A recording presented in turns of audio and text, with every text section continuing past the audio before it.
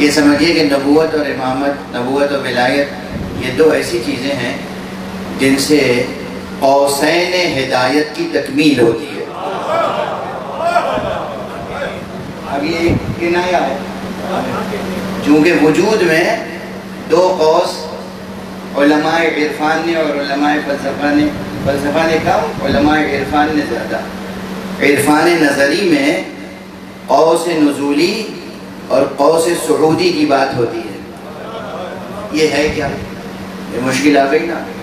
مولانا صاحب تو مسکرا رہے ہیں، آپ حضرات کے لیے مشکل ہو گئی۔ قوس نزولی اور قوس صعودی یہ کیا ہے؟ اچھا اسے کیسے سمجھائیں؟ گھڑی تو سب کے پیش نظر ہے نا، گھڑی سامنے رکھے، اوپر لکھا ہوتا ہے 12، نیچے لکھا ہوتا ہے 6، ہے نا؟ اچھا اوپر سے جب وہ سوئی دھیرے دھیرے دھیرے دھیرے نیچے آتی ہے 6 تک تو ایک قوس بنتا ہے، ایک کمان بن جاتی ہے، اور پھر وہ 6 سے 12 تک جاتی ہے تو پھر وہ دھیرے دھیرے اوپر اٹھتی ہے، ٹھیک ہے نا؟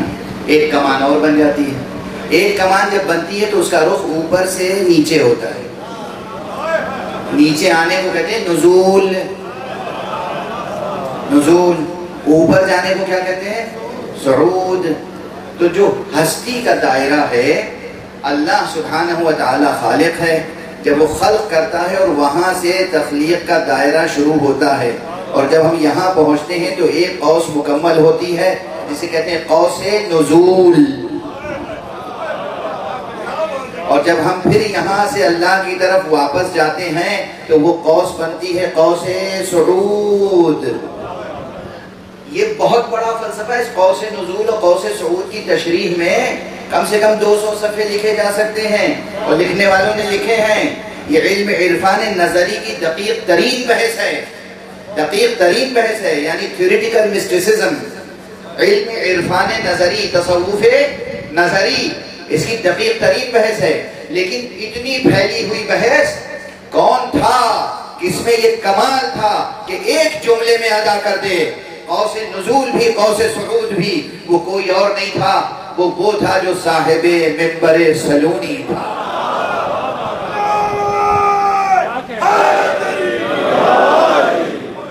وہ کوئی اور نہیں تھا، وہ صاحب منبر خطابت صمدی تھا۔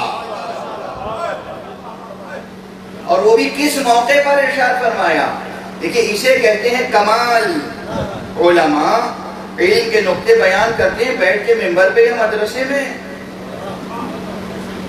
میدان جنگ ہے، ہنگامے کار زار ہے، تلواروں سے تلواریں ٹکرا رہی ہیں، ایک عزیز، ایک عظیم شہید کی شہادت کی خبر دی جاتی ہے، اس نیت سے خبر دی جاتی ہے کہ علی ابن ابی طالب کے پاؤں ڈگمگا جائیں، مصیبت کا احساس ہو۔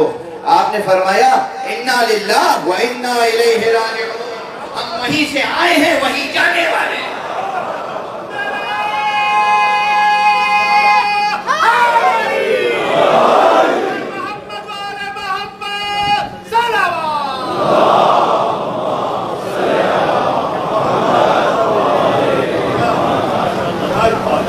انا للہ یہ ہے قوس نزول، وَإِنَّا إِلَيْهِ رَاجِعُونَ یہ ہے قوس صعود۔ پورا تھیوریٹیکل مسٹیسزم کا سرمایہ ایک جملے میں موجود ہے۔ تب تو یہ جملہ اتنا پسند آیا پروردگار کو کہ ادھر علی کی زبان سے نکلا ادھر قرآن میں داخل ہو گیا۔ صلوات پڑھ دیں محمد و آل محمد۔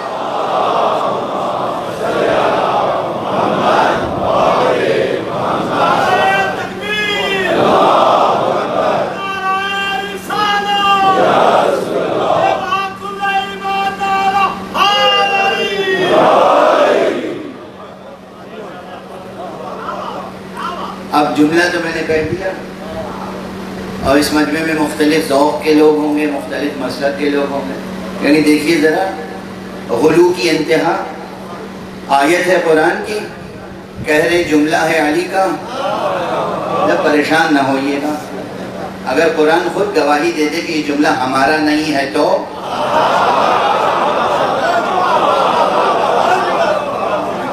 آیت تو پڑھیے، آیت تو پڑھیے۔ قرآن میں مختلف لوگوں کے اقوال نقل ہوئے ہیں. قرآن میں تو فرعون کا جملہ بھی لکھا ہوا ہے. فرعون نے یہ کہا. قرآن میں شیطان کا جملہ بھی لکھا ہوا ہے. شیطان نے یہ کہا ہے نہیں ہے. جب ہم کہتے ہیں کہ شیطان کا جملہ قرآن میں موجود ہے, قرآن نے نقل کیا, تو تکلیف نہیں ہوتی.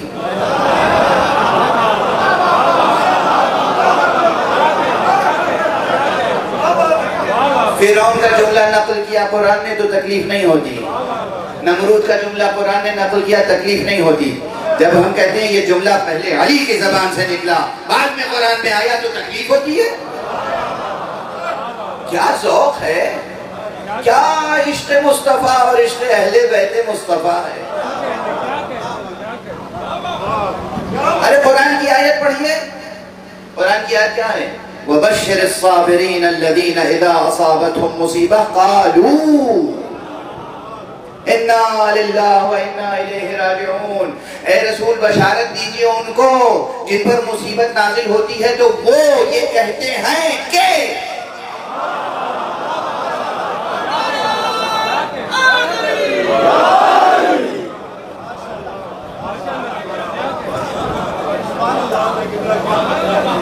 لیکن اب قرآن مجید کی آیت اس طرح نہیں ہے کہ اے ایمان لانے والو, دیکھو جب تمہارے اوپر مصیبت نازل ہو تو تم یہ کہو. یہ نہیں ہے کہ جب تمہارے اوپر مصیبت نازل ہو تو تم یہ کہو. کہا بشارت دیجئے انہیں جن پر مصیبت نازل ہوتی ہے تو وہ یہ کہتے ہیں کہ اِنَّا لِلَّهِ وَإِنَّا إِلَيْهِ رَاجِعُونَ.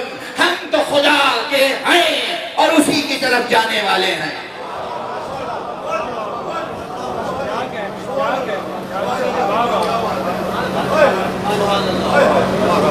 اب آپ انکار کریں گے تو قرآن کی تکذیب ہوگی. قرآن کو جھٹلائیں گے, قرآن کو جھٹلائیں گے. اتنی ضرورتیں بڑھ گئی ہیں. خیر, جو جسور ہوتے ہیں اور جن کے دل میں بغض علی ہو کچھ بھی کر سکتے ہیں, کچھ بھی کر سکتے ہیں. 12 میں تو عرض یہ کر رہا تھا کہ یہ فقرہ ایسا ہے کہ جس میں قوس نزول اور قوس صعود دونوں موجود ہیں. یہ درمیان میں آ گئی.